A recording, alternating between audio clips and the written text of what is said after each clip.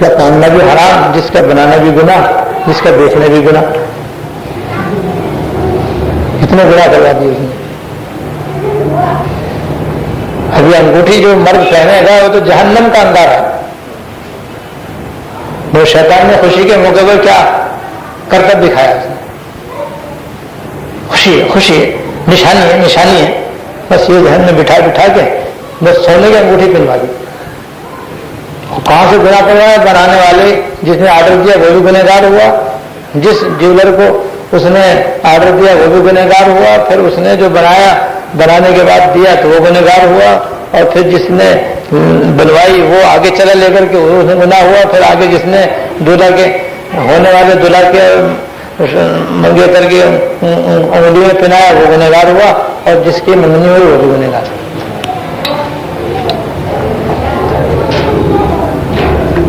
انگوٹھی نہیں پہناؤ تو منگنی نہ ہو. تو ہمارے دور کی منگنی نہ ہو تو نہ ہو، لیکن شریعت کے اندر تو اسے کوئی خانہ نہیں ہے. تو ہماری طرف سے ایک مصیبت ہے جو ہم نے کھڑی کر رکھی، اور اس کے ساتھ آگے پیچھے کے لوازمات ہیں. اتنے جوڑے ادھر کے ادھر، ادھر کے ادھر، اور مٹھائی کا ٹوکرا، سبزیوں کا ٹوکرا، چاہے اندر سے گلا ہوا ہو، ادھر کا ادھر، ادھر کے ادھر. پھر یہیں کا اور کہیں جا رہا ہے، وہاں کہیں سے اور سے آ رہا ہے. دیکھ اتنے آ رہے ہیں، اتنے جا رہے ہیں، اور کہاں سے گھر میں موجود ہے وہ کہیں اور جا رہا ہے، وہاں سے کہیں اور جا رہا ہے. یعنی ایک ہی ٹوکرا کئی جگہ کام آ رہا ہے. ٹوکرے بھی کام آ رہا ہے، جوڑے بھی کام آ رہے ہیں. پھر رسم تو پوری کرنی ہے. دل سے تو نہ دیا جا رہا ہے، نہ لیا جا رہا ہے، نہ دل چاہ رہا ہے، نہ دل لیا جا رہا ہے، دیا جا رہا ہے. وہ رسم کے طور پر ہے سب. اور نہ دو تو بھی وہ فلانا کیا کہے گا، فلانا کیا کہے گا، فلانا کیا کہے گا. اس لیے دینا بھی ضروری. دل نہیں چاہ رہا تب بھی دینا ضروری. اور جب دیا ہے تو اب لینے کی بھی نیت ہے. اس لیے جتنا گیا ہے وہ سب نوٹ ہے، تاکہ اس کا عوض آنا چاہیے. زیادہ آئے تو ٹھیک، کم آئے تو شکایت.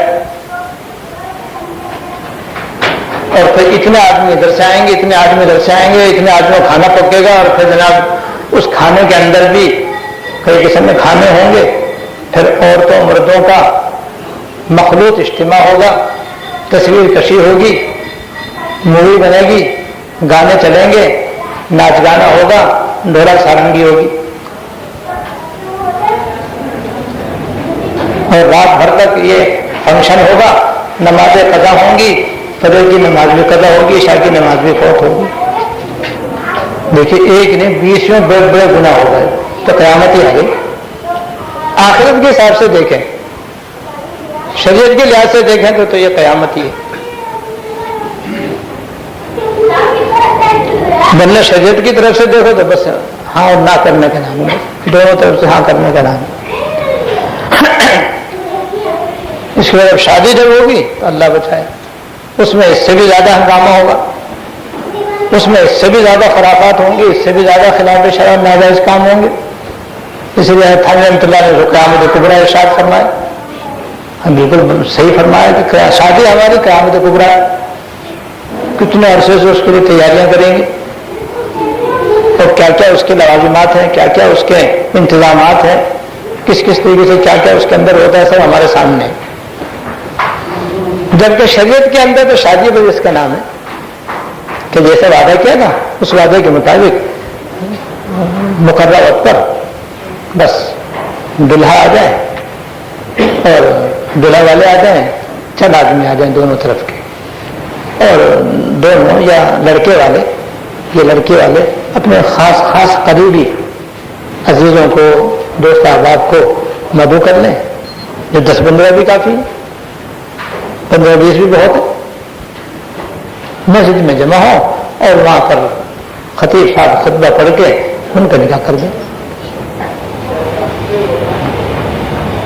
وہ سادگی سے اپنے گھر چلے جائیں اور دلہن کو رخصت کر کے اپنے گھر لے جائیں. بس چاہے لڑکا والا خود چلا جائے یا لڑکے والے خود اسے پہنچا دیں.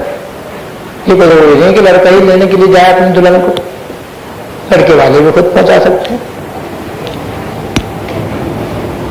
اور لڑکا چلا جائے تو بھی کوئی حرج نہیں ہے، بس اس کا نام نکاح ہے. لیکن آج اللہ بچائے کسی کی شادی ہو تو تو ہم دیکھتے ہیں کیا کیا ہوتا ہے. کچھ نکات یہاں میں نے نوٹ کر لیے تھے تاکہ وہ آپ کے سامنے بیان کر دیے جائیں کہ اگر ان میں سے کوئی گناہ خدا نخواستہ ہمارے یہاں ہوتا ہو تو وہ ہم اس سے بچنے کی کوشش کریں اور اپنے بچوں کی، اپنے چھوٹوں کی، اپنے بھائیوں کی اپنی شادی بیاہ کرنی ہو تو سنت کے مطابق کرنے کی کوشش کریں.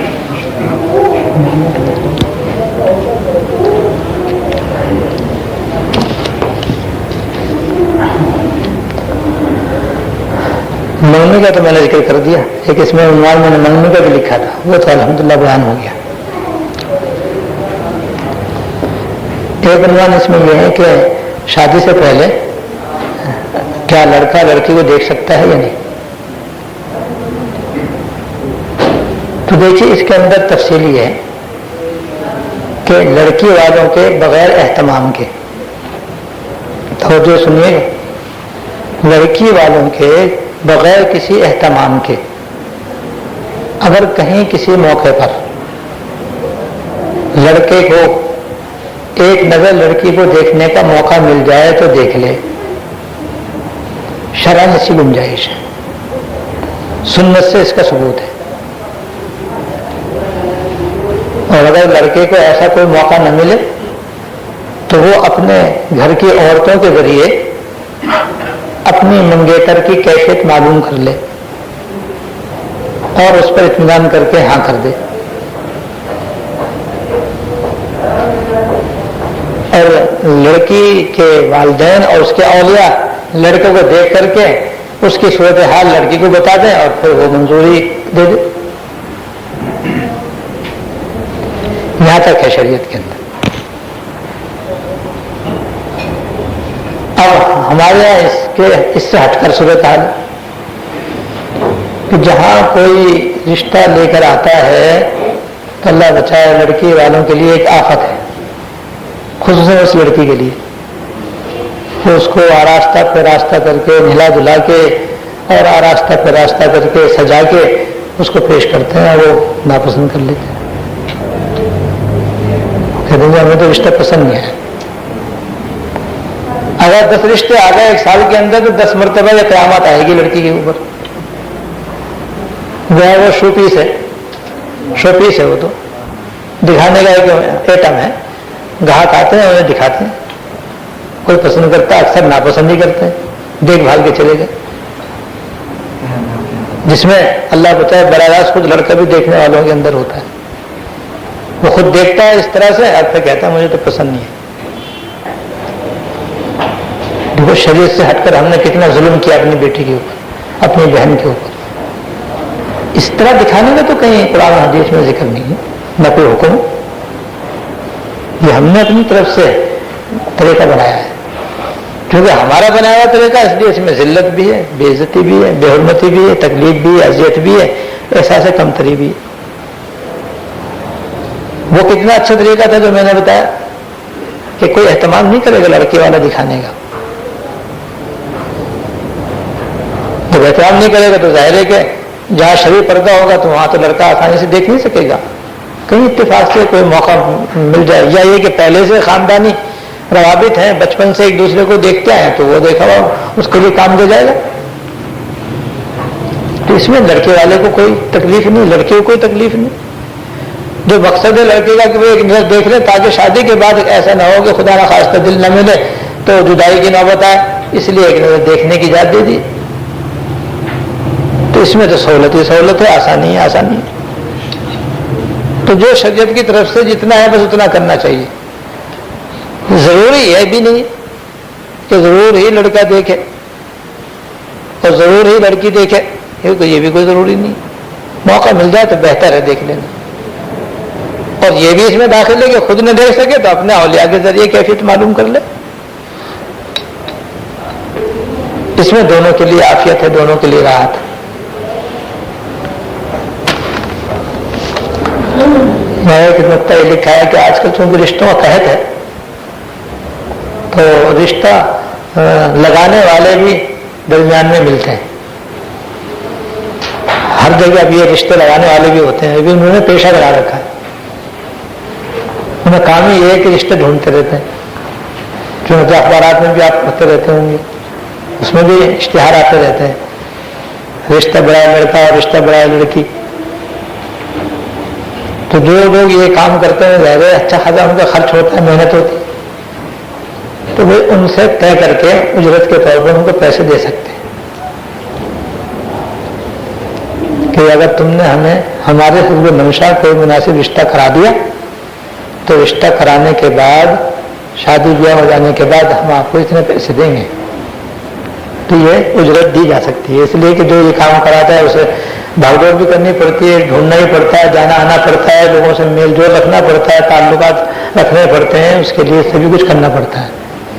تو جیسے مال بیچنے کے لیے بروکر ہوتے ہیں اور ان کا کمیشن دونوں طرف سے مقرر ہوتا ہے، یہاں بھی دونوں طرف سے یہی بروکر ہے شادی بیاہ بھی، ان کا بھی کمیشن مقرر ہو سکتا ہے، ایک جانب سے بھی دونوں جانب سے بھی، لیکن کام مکمل ہو جانے کے بعد. کام یہ ہے کہ بھائی رشتہ ملے اور کام ہو جائے تو بس مستحق اپنی اجرت کا.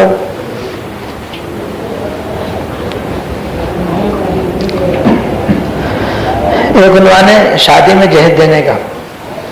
تو وہ جہیز اگر اپنی حیثیت کے مطابق اور بیٹی اور بہن کی موجودہ ضرورت کے لحاظ سے اپنی استطاعت اور حیثیت کے مطابق اتنا سامان جو اس کی موجودہ ضرورت کے مطابق ہے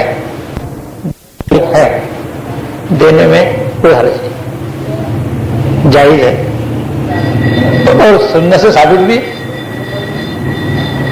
لیکن اپنے حیثیت سے بڑھ کر،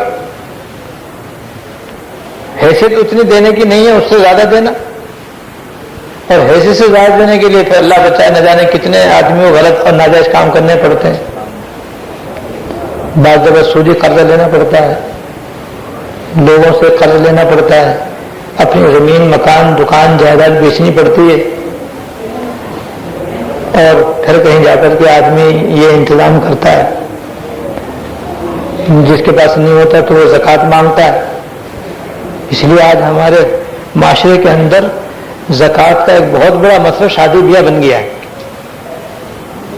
اس لیے بن گیا یہ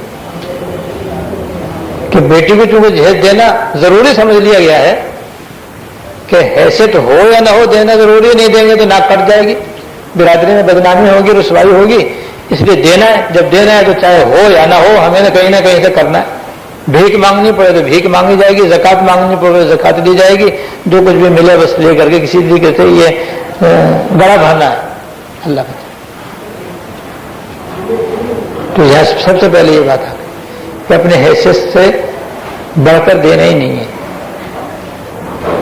اپنی حیثیت کے مطابق. دوسرے اس بچی کی ضرورت کو دیکھو، بہن کی ضرورت کو دیکھو، اس کو فی الحال کس چیز کی ضرورت ہے، بس ضرورت کی چیز دے دو، باقی ساری زندگی پوری جب چاہے دو.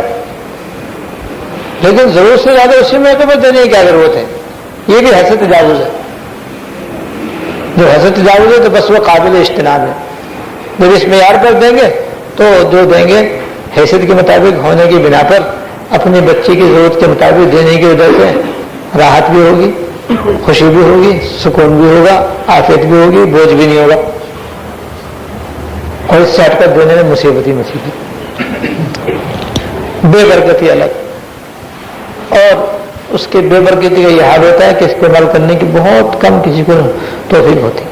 زیادہ تر تو رکھے خراب ہو جاتا ہے، بس پر ایسے ہی ضائع ہوتا ہے، پیسے بھی برباد ہوئے، گناہ بھی الگ ہوا، استعمال بھی نصیب نہ ہوا.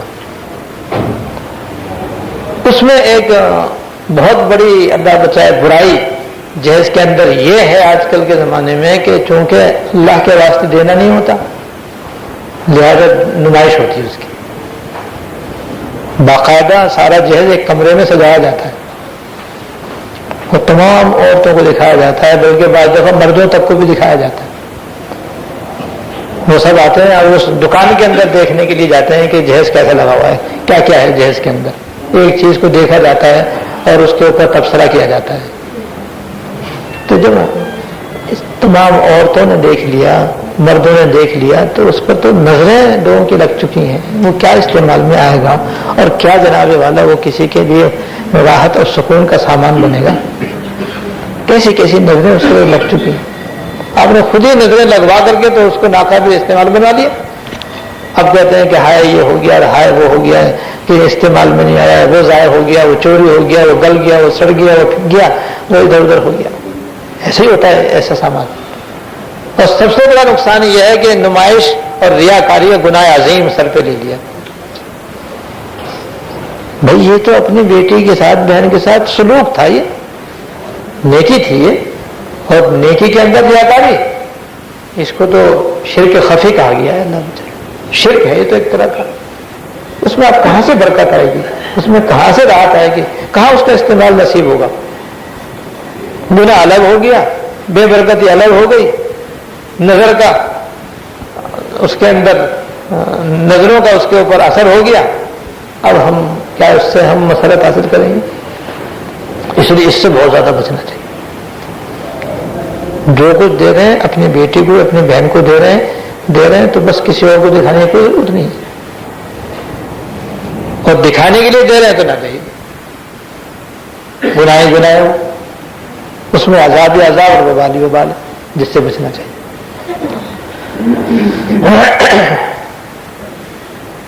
एक उन्वान है मावी बिठाना। शादी से पहले लड़की को एक कोने में बिठा दिया जाता है, वो वहां बैठी रहती है, मेरे काम काज उसको छुड़ा दिए जाते हैं, क्या वो अपने घर जाकर ही काम करेगी? तो देखिए उसके अंदर इस हद तक तो कोई कबात नहीं है कि भाई चलो उसको घर के कामों से फारिग करके उसको एक तरफ बिठा दिया जाए, चंद दिन के उसको यहाँ रहना है, इसके बाद अपने घर जाना है, उसके साथ उसके घर की सहेलियाँ वगैरह, उसकी बहनें वगैरह उसके साथ रहती हैं ताकि उसको पूरा आराम मिल जाए। तो यहाँ तक तो कोई कबात नहीं, लेकिन इससे ज्यादा जो कुछ हमारे यहाँ होता है, जिसमें सबसे बड़ा अल्लाह बचाए अलमिया ये होता है कि नमाजें नहीं पढ़ती, नमाजें खत्म। भाई नमाज तो फर्ज है, वो शादी ब्याह में छोड़ना कब जायज है? वो तो ना मंगने में छोड़ना जायज, ना शादी में, ना मायू में, किसी चीज में भी छोड़ना जायज नहीं, लेकिन वो जनाब नमाजों की भी छुट्टी, अल्लाह बचाए। सबसे बड़ा गुनाह तो यही। अगर खुदा ना खास्ता माइयों में बिठाने का यह मतलब है कि नमाज भी नहीं पढ़े, तो ये तो बिल्कुल ना जाए। और फिर उसके अंदर और दूसरे नाजायज काम कि उसके जिस्म को साफ सुथरा करने के लिए उसके सतर वाले हिस्से को भी उसकी सहेलियां, उसकी बहनें न सिर्फ छूती हैं बल्कि मलती हैं उपटन लगाने के मौके पर। ये नाजायज। हर औरत का सतर दूसरी औरत के एतबार से यह है कि उसके पेट को, उसकी पीठ को न देख सकती है, न हाथ लगा सकती है।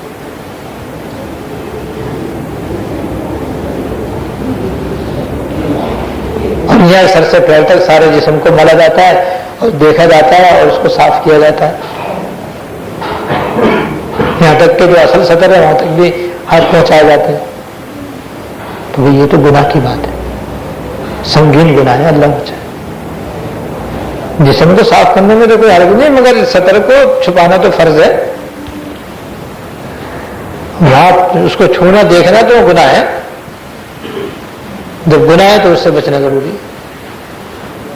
बस इतना है कि भाई हाथ साफ कर दें, गला साफ कर दें, बाजू साफ कर दें, पिंडले साफ कर दें, यहां तक तो गुंजाइश है कि एक औरत दूसरी औरत के यहां तक जिस्म को साफ कर दे।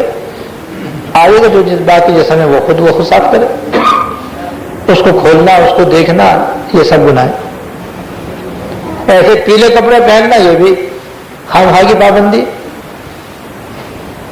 कि मालियों के दौरान बस पीले कपड़े पहनने लाजमी है। काले पहनना जो जुर्म है, काले कपड़े पहनना जुर्म है, पीले पहनना जरूरी। दोनों बातें गलत है। न पीले पहनना कोई जरूरी, हरे पहनो, नीले पहनो, लाल पहनो, जैसे चाहे पहनो, जैसे पहले पहनना तो वैसे अब भी पहनो, मायू में क्या रखा। और काले पहनना भी जाए, उसकी पाबंदी ना जाए। लिहाजा ये पीले की पाबंदी खत्म करना जरूरी है। में क्या रखा है? کپڑے ہونے چاہیے جسم پر شرع کے مطابق، کسی بھی رنگ کے ہوں چاہے۔ اس کے بعد شادی کارڈ، تو بھائی سادہ سا شادی کارڈ بنانے میں کوئی حرج نہیں، شادی کارڈ ہو مگر سادہ ہو، اور اس میں اس بات کا بھی خیال ہو کہ بسم اللہ بھی لکھی ہوئی نہ ہو، اور کوئی حدیث اور دعا بھی اور آیت بھی لکھی ہوئی نہ ہو، بس بسم اللہ زبانی پڑھ لیں، 786 علامت کے طور پر لکھ دیں، یہ بسم سبحانہ ہو بسم ہی تعالی لکھ دیں، پھر اس میں محمد صلی علی رسول کریم بھی نہ لکھیں، زبانی پڑھ لیں، اور ایک سادہ سا خط لکھ دیں، خط کے طور پر نکاح کی تاریخ وغیرہ اور پروگرام اس کے اندر تحریر کر دیں۔ یہ میں اس لیے عرض کر رہا ہوں کہ شادی کارڈ تو اطلاع دینے کے لیے ہوتا ہے، بس شادی ہو گئی، کارڈ کنڈی ٹوکری میں گیا،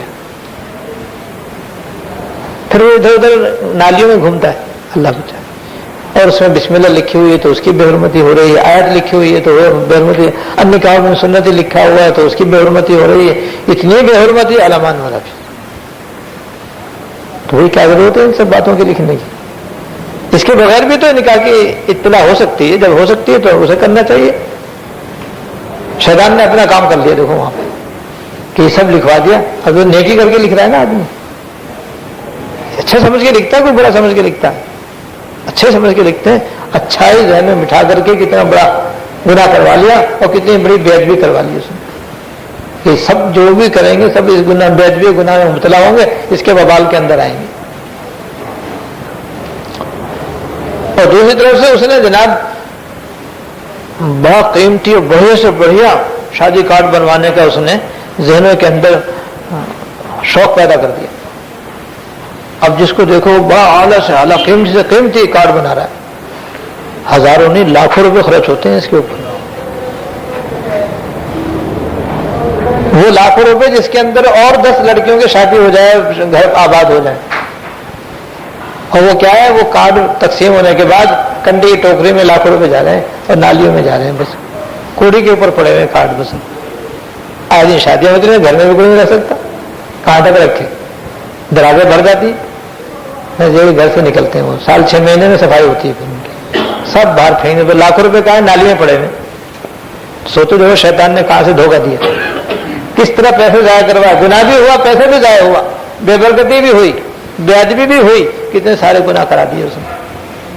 یہ ہے شادی کے موقع پر گناہ کرانے کا شیطان کا حربہ۔ پھر شادی سے پہلے مہندی کی رسم ہوتی،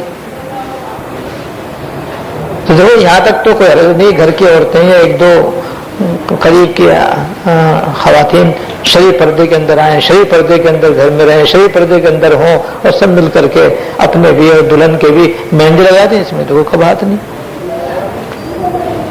لیکن اب یہ بھی ایک مصیبت کہ مہندی ایک آفت ناگہانی ہے، کس طریقے سے جناب وہ مہندی آتی ہے آپ کو سب کو پتا ہے، کتنی بے پردہ عورتیں اس کے ساتھ آتی ہیں، سروں پر تھال ہوتے ہیں، چراغ ہوتے ہیں، ہمارے پاس ایک جلوس آ رہا ہے، مہندی کا ایک جلوس آ رہا ہے، اور وہ جلوس بھی عورتوں کا، کیا آ رہا ہے، مہندی آ رہی ہے،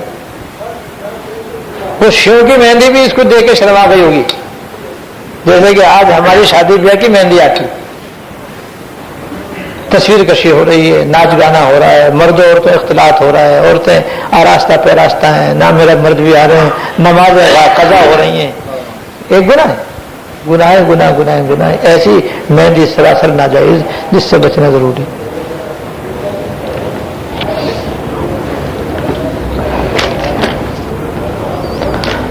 اب آتا ہے مرحلہ لڑکی سے ذات لینے کا، تو یہاں پر بھی اللہ بچائے، بس نکاح لڑکی سے نکاح کی ذات لینے کے لیے شریعت کے اندر قاعدہ یہ ہے کہ لڑکی کا باپ اس سے ذات لے، اگر باپ نہ ہو تو دادا ذات لے، اصل ولی تو باپ دادا ہے، ورنہ اس کا سگا بھائی ذات لے، ورنہ اس کا سگا چچا ذات لے، اگر وہ صاحب اولاد ہے تو اس کا بیٹا اس سے اجازت لے، یعنی جس سے اس کا نکاح ہمیشہ ہمیشہ حرام ہے وہ اس کا ولی ہے، وہ اس سے اجازت لے۔ اور اجازت کے ساتھ ساتھ 2 گواہوں کو گواہ بنا لینا بہتر ہے اور احتیاط کی بات ہے۔ تو وہ دونوں گواہ بھی اس کے محرم ہونے چاہیے، اس دلہن کے جس کے نکاح کی اجازت لینے کے لیے ولی آیا ہے، اس کے وہ 2 گواہ بھی اس کے محرم ہوں، یعنی اس لڑکی کا ان دونوں گواہوں کے ساتھ بھی ہمیشہ ہمیشہ نکاح حرام ہو۔ مثلا باپ اجازت لے رہا ہے، 2 بھائی گواہ بن رہے،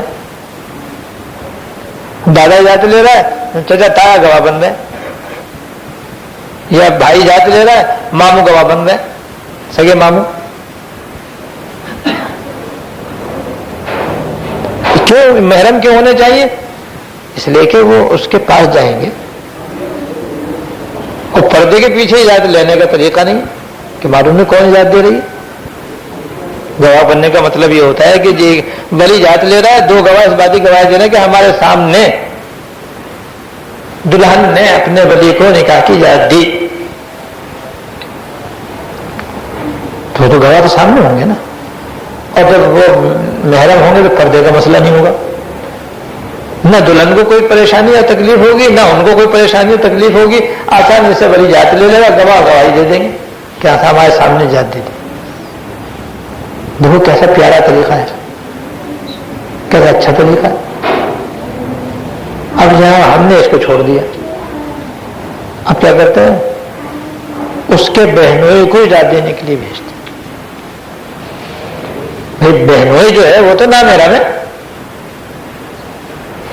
وہ تو نامحرم ہے، اس سے تو نکاح بہن کے طلاق دینے کے بعد اور عدت گزرنے کے بعد، جو اس کے انتقال اور عدت گزرنے کے بعد جو ہو سکتا ہے، نامحرم ہے وہ تو، لیکن بہنوں کو بنائیں گے۔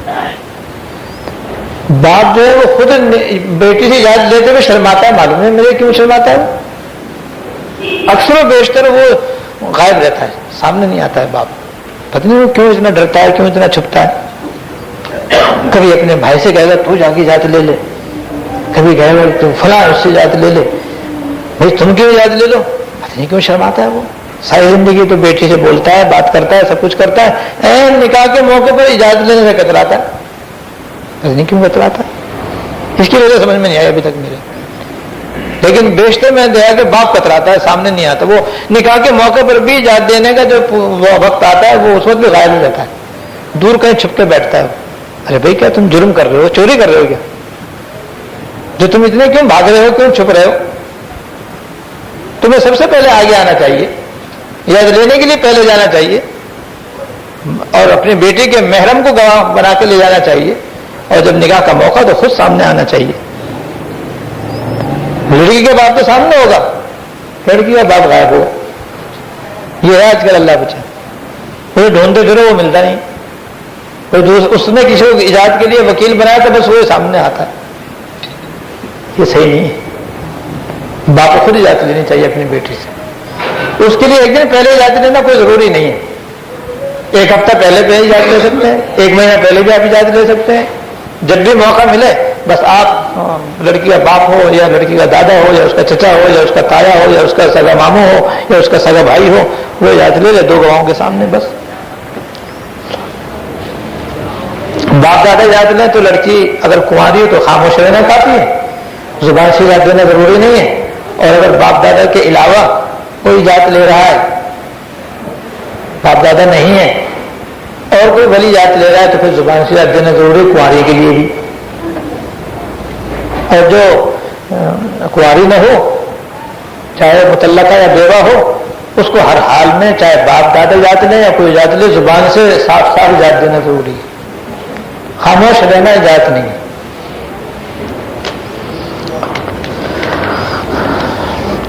شادی بیاہ کے موقع پر جو تحفے تحائف کا معاملہ ہے، بھائی یہ تو بڑا خطرناک ہے آج کل۔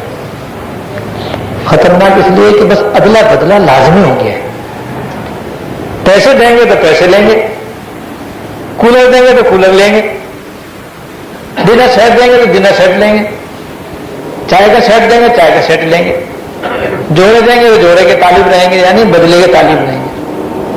تو یہ تو کوئی ناجائز ہے. یہ تو تم نے شادی نہیں کی، کاروبار کیا ہے. اللہ بتائے تو نئی دکان کھولی کہ جس کے اندر اتنے چیزیں دی جا رہی ہیں تو اتنی چیزیں واپس بھی لینی ہے اگلے مرحلے پہ. کیا دکانداری کر دیا؟ تو اللہ کے لیے تحفہ دیا جاتا ہے اخلاص کے ساتھ، بغیر کسی بدلے کے. کوئی دے یا نہ دے، بس اللہ کے لیے دے دیا جائے تو اس میں کوئی حرج نہیں ہے. اخلاص کے ساتھ ہو، اللہ کے لیے ہو، بدلے کی کوئی نیت نہ ہو، اور کوئی چیز ناجائز نہ دی جائے. جیسے ٹی وی دے دیا جاتا ہے، VCR دیا جاتا ہے، کوئی اور ناجائز چیز دی جاتی ہے، وہ نہ ہو.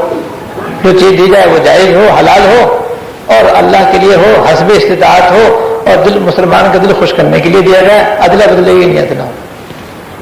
یہاں تک تو تحفے تحائف میں گنجائش ہے، لیکن آج کل اس گنجائش کے مطابق عمل نہیں ہوتا، بلکہ ایک رسم اور رواج کے طور پر دیا جاتا ہے، لیا جاتا ہے. کہتے ہیں ہم بھی دیں گے کیونکہ ہم نے لیا ہے، اگر نہیں دیں گے تو ہماری بدنامی ہوگی. لے کے بیٹھ گئے، ہمارے موقع پر دیا نہیں. یہ تو سمجھ لو کہ اللہ کے لیے نہیں ہے. جب اللہ کے لیے دینا لینا ناجائز ہے، گناہ کی بات ہے. اللہ مجھے اور باقی فوٹو اور مووی اور بے پردگی، یہ تو آپ کو سب کو معلوم ہے کہ سب گناہ کی باتیں ہیں جو شادی بیاہ کے موقع پر آج کل لازمی ہو گئی. اس کی وجہ سے ہماری شادی نہیں، غمی ہے. وہ یاد رکھیے، آخرت کے لیے اعتبار سے تو وہ غمی ہے باقاعدہ، اس لیے اس سے بچنا چاہیے.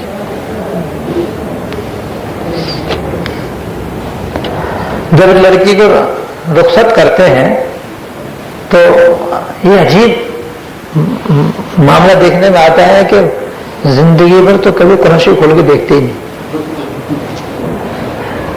اور قرآن شریف پڑھتے نہیں، نہ پڑھتے ہیں نہ پڑھاتے ہیں. اور جہاں لڑکی کی رخصتی کا بتا اللہ قرآن شریف نکال کے لاؤ، قرآن شریف کہاں ہے، قرآن شریف کہاں ہے. اور اب جناب اس کے سائے میں لڑکی کو رخصت کرتے ہیں. سراسر قرآن شریف کی بے حرمتی ہے. کیا قرآن شریف بس اسی کے لیے نازل ہوا ہے کہ اگر تم اپنے بیٹی کو رخصت کرنا، اپنے بہن کو رخصت کرنا تو قرآن شریف سر پہ رکھ کے رخصت کرنا؟ اس کے سائے میں بیٹی گھر سے جا رہی ہے. ارے اس کے دل میں اتارتے تو کچھ بنتا، اس قرآن شریف اس کے دل میں اتارتے تو کچھ کام بنتا. اب سر پہ رکھنے سے، جبکہ قرآن شریف کا کوئی حکم اس کے جسم پر نہیں ہے، اس کا لباس خلاف شرع ہے، اس کی پوشاک خلاف شرع ہے، اس کی وضع خلاف شرع ہے، اس کا میک اپ خلاف شرع ہے، اس کی بھویں خلاف شرع ہے، سر سے پیر تک تو وہ حرام اور ناجائز کاموں کے اندر ڈوبی ہوئی ہے. اب قرآن شریف سر پہ رکھنے سے کیا ہوگا؟ بلکہ اور قرآن شریف کی بے حرمتی ہوگی اور بے ادبی ہوگی. اللہ بچائے. یہ ہے. تو جیسے ہمارے یہاں جب جھگڑا ہوتا ہے تو قرآن شریف قسم کھائی جاتی ہے، اللہ بچائے. اور جب بچے کو رخصت کرنا ہوتا ہے تو اس کے سر پہ قرآن شریف رکھا جاتا ہے. تو گویا بس قرآن شریف 2 کاموں کے لیے اترا تھا. یہ ہم نے اس کے ساتھ بدسلوکی کر رکھی ہے. یاد رکھو یہ بڑی بے حرمتی کی بات ہے، بڑی بے ادبی کی بات ہے، جس سے بچنا چاہیے. کلام پاک اس لیے نہیں ہے کہ بس اس کے سائے میں بیٹی کو رخصت کر دیا جائے اور جھگڑا ہو تو اسے قسم کھا لی جائے. یہ تو اللہ کا کلام ہے، اس لیے آیا ہے کہ اس کو پڑھیں، اس کو سمجھیں، اس کے اوپر چلیں، اس پر عمل کریں. یہ ہے اس کا مقصد. تو وہ مقصد تو فراموش کر دیا. شادی بھی ساری شادی قرآن شریف خلاف کی، منگنے قرآن شریف خلاف کی، اور شادی قرآن شریف خلاف کی، رخصتی بھی قرآن شریف خلاف ہو رہی ہے، اور سر پہ قرآن شریف رکھا جا رہا ہے. یہ قرآن شریف کی توہین نہیں تو کیا ہے؟ اس سے بچنا چاہیے.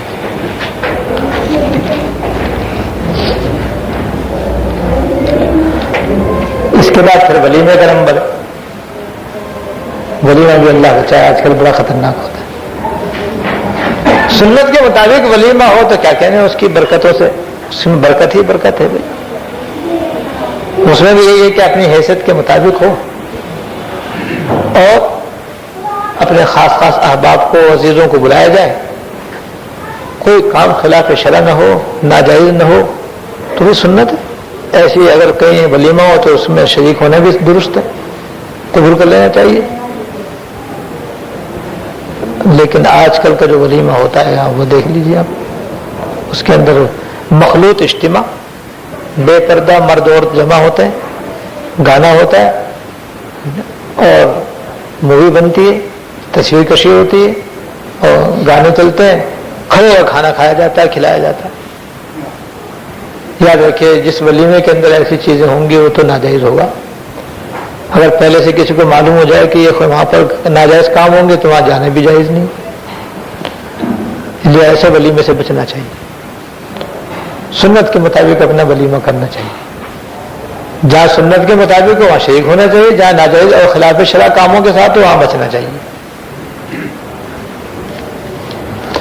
باقی تقریبات کا بھی یہی حکم ہے، یعنی آخری کی تقریب ہے یا کسی نے ویسی کسی خوشی میں اپنے عزیز و اقارب کو جمع کیا ہے، کھانے کا انتظام کیا ہے، تو وہاں بھی یہ حکم ہے کہ کوئی بات ناجائز خلاف شرع نہ ہو تو شریک ہونا چاہیے۔ اچھا ہے، کسی کی مسلمان کا دل خوش ہو جاتا ہے، لیکن اگر اس کے اندر یہ ناجائز کام ہو کہ مثلا عورت یا مرد مخلوط ہے، گانا ہو رہا ہے، تصویر کشی ہو رہی ہے اور دوسرے ناجائز خلاف شرع کام ہو رہے ہیں تو ان سے بچنا چاہیے۔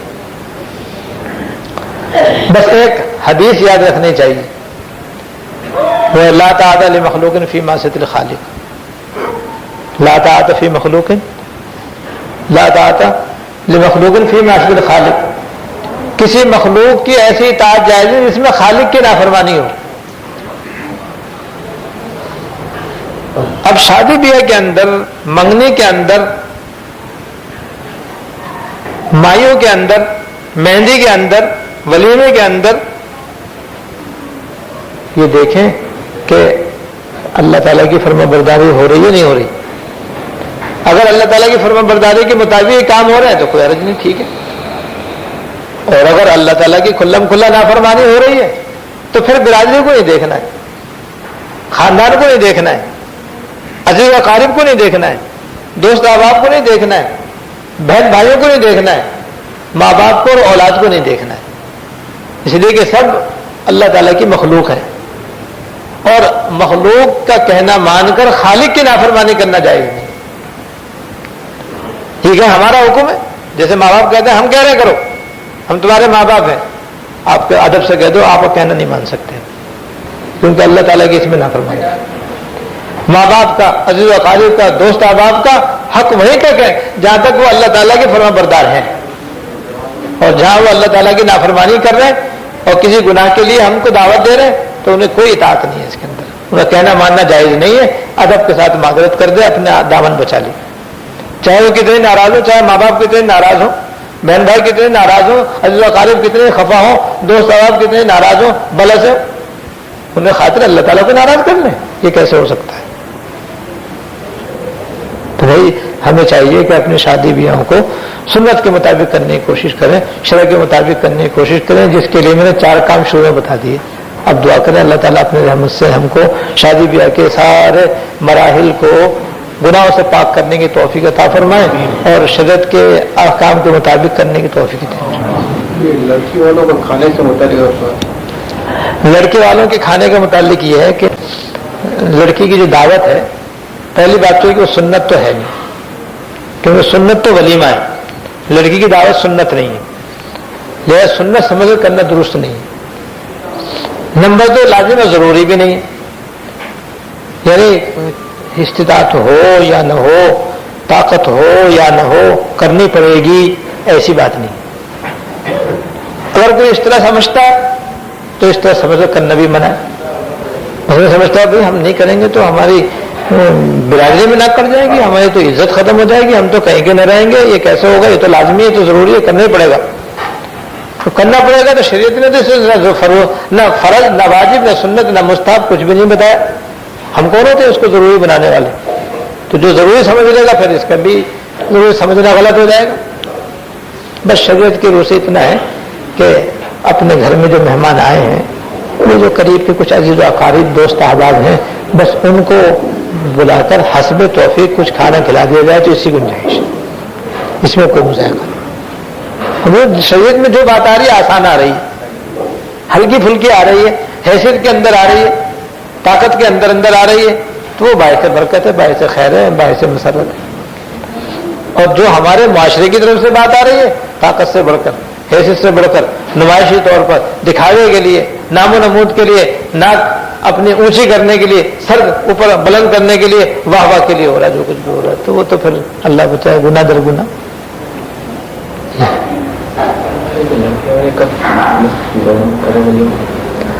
ولیمہ نکاح کے دن بھی ہو سکتا ہے، جس آج نکاح ہوا شام کو بھی دعوت ہو سکتی ہے، بہتر یہ کہ دوسرے دن کریں۔ میرے 7 دن تک گنجائش ہے، شادی کے 7 دن تک بھی ولیمہ ہو سکتا ہے، دوسرے دن کر دیں، تیسرے دن کر دیں، 7ویں دن تک بھی کر سکتے ہیں۔ ہاں زکوٰۃ میں نے کہا تھا نا کہ شادی بیاہ سے کوئی زکوٰۃ کا مصرف ہے نہیں، یہ ہم لوگوں نے اپنی طرف سے بنایا ہوا ہے، اور اس کے اندر اکثر و بیشتر صورت ایسی ہوتی ہے کہ زکوٰۃ ادا نہیں ہوتی، اس لیے کہ زکوٰۃ کا نصاب 6,000 روپیہ ہے، اصل تو 52.5 تولہ چاندی، اس کی جو قیمت لگائے تھے تو پھر 6,000 ساڑھے 6,000 روپے بنتے ہیں۔ اب 6,000 ساڑھے 6,000 روپے آج کل کس کے پاس نہیں ہے؟ غیر شادی شدہ لڑکی کے پاس بھی ہوتے ہیں، غیر شادی شدہ لڑکے کے پاس بھی ہوتے ہیں، جو ان کی ماں ہے جو زکوٰۃ مانگنے والی ہے اس کے پاس بھی ہوں گے، اس کا جو باپ ہے اس کے پاس بھی ہوں گے۔ 6,500 روپے تو معمولی چیز ہے، اور کچھ نہیں، اور کچھ نہیں، فالتو سامان تو ہوتا ہے، فالتو سامان میں ٹی وی کی لعنت بھی، تو جس کی ملکیت میں ٹی وی ہے وہ 6,000 کا تھوڑے گا، 10,000 سے کم کا نہیں ہوتا، اگر رنگین ہوگا تو اور بھی اس سے مہنگا ہوگا۔ نتیجہ یہ کہ وہ تو پہلے ہی زکوٰۃ نہ لینے کا مستحق، اور یہاں 10,000 20,000 تو کچھ حیثیت ہی نہیں ہے، 50,000 روپے چاہیے شادی کے لیے، کم سے کم 25,000 روپے سیٹ کے لیے چاہیے۔ پہلے 5 تولے سیٹ بنتا تھا 25 میں، اب نہیں بنتا، اب تو مہنگا ہو گیا سونا، 40,000 چاہیے اب تو کم سے کم، تو سیٹ کے لیے 40,000 مانگے جا رہے ہیں، دعوت کے لیے 50,000 مانگے جا رہے ہیں، اور جہیز مانگے جا رہے ہیں، اور جہیز کے لیے 50,000 الگ سے مانگے جا رہے ہیں۔ اب یہ سب زکوٰۃ دی جا رہی ہے لڑکی والے کو کہ بھائی شادی کرنی ہے، وہ بھی مانگ رہی ہے، دوسرے بھی خیال کر رہے ہیں اس کا، زکوٰۃ کسی کی بھی نہیں ادا ہو رہی۔ اس لیے بھائی یہ یاد رکھیے، زکوٰۃ جس طرح فرض ہے اس کا صحیح مصرف میں پہنچانا بھی فرض ہے، جیسے نماز فرض ہے تو اس کو اس کے وقت کے اندر قبلے کی طرف منہ کر کے ادا کرنا بھی فرض ہے۔ اب آپ کہیں نماز تو فرض ہو گئی، چلو وقت تو نہیں ہوا پہلے پڑھ لو، جو وقت آئے گا تو پڑھنی نہیں پڑے گی، تو بھلا اس طرح سے نماز ہو جائے گی؟ یا جناب جان بوجھ قضا کر دی تو قضا کرنے سے نماز نہ پڑھنے گناہ ہوگا نہیں ہوگا؟ یقیناً ہوگا۔ تو ایسے یہاں پر بھی سمجھو کہ ہم یہ سمجھتے ہیں کہ زکوٰۃ تو ہمیں دینی ہے، چلو شادی میں دے دیں، اس کا شادی ہو جائے گی، تو یہ تو دیکھو مستحق ہے یا نہیں ہے، 99% مستحق نہیں ہوتے لینے والے، جب نہیں تو پھر ہم نے اپنے زکوٰۃ نہیں ادا کی، اللہ تعالیٰ کے یہاں ہم زکوٰۃ نہ دینے والوں میں شمار ہوں گے،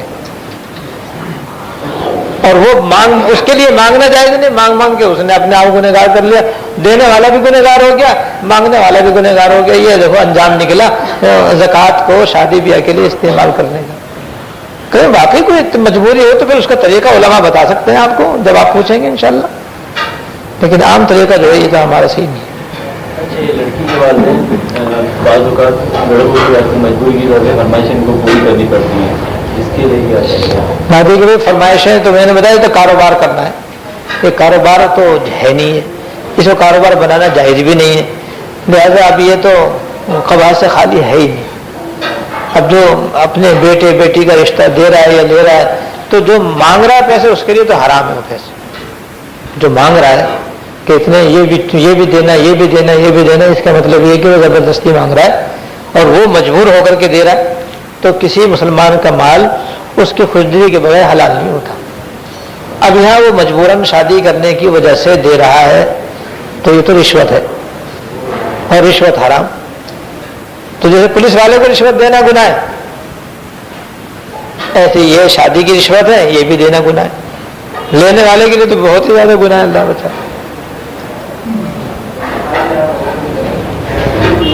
اچھا بھائی، اب یہ کھانے کے بعد انشاءاللہ ایک تحفہ آپ کی خدمت میں صاحب تقریب کی طرف سے پیش کیا جائے گا، جس میں ایک تو یہ شادی بیاہ کے احکام ہے، جس میں سے تھوڑے سے میں نے آپ کے سامنے بیان کیا، اس میں تفصیل ہے انشاءاللہ، اور ایک کتابچہ اس میں ہے موت کی بدعت اور رسمیں، کیونکہ غمی خوشی دونوں کا بیان ہوا ہے نا، تو تھوڑا سا غمی کا بیان ہوا ہے، تھوڑا خوشی کا بیان ہوا ہے، تو لہٰذا دوسرا کتابچہ ہے موت کی بدعت اور رسمیں، اس میں موت کے موقع پر جو ہمارے معاشرے میں طرح طرح کی بدعت اور رسمیں انجام دی جاتی ہیں اس کا تذکرہ ہے، اور ایک کتابچہ ہے گانا سننا اور سنانا، کیونکہ یہ گانا سننا اتنا عام ہے کہ یہ شادی بیاہ میں تو ہوتا ہی، شادی بیاہ کے علاوہ بھی کم نہیں ہوتا. گاڑیوں کے اندر بھی ہو رہا ہے، گھروں کے اندر بھی ہو رہا ہے، بازاروں کے اندر بھی ہو رہا ہے، گلیوں کے اندر بھی اللہ بچائے گانا بجانا عام ہو رہا ہے. تو آپ کو پتہ چلے گا کہ حضور کے ارشادات اس کے بارے میں کیا ہے. اور آخر میں ایک کتابچہ اس کے ساتھ ہے، درود و سلام کا حسین مجموعہ کہ سرکار دو عالم جناب رسول اللہ صلی اللہ علیہ وسلم پر درود بھیجنا کیا ثواب ہے. معلومات دنیا اور آخرت کی صلاح و فلاح ہے. یہ ہدیہ آپ کو انشاءاللہ تعالیٰ پیش کیا جائے گا. اب دعا کرنا اللہ پاک اپنی رحمت سے ہمارے جمع ہونے قبول فرمائے. اللهم لك الحمد لا نحصي ثناء عليك انت كما اثنيت على نفسك. اللهم لك الحمد لا نحصي ثناء عليك انت كما اثنيت على نفسك. اللهم صل على سيدنا محمد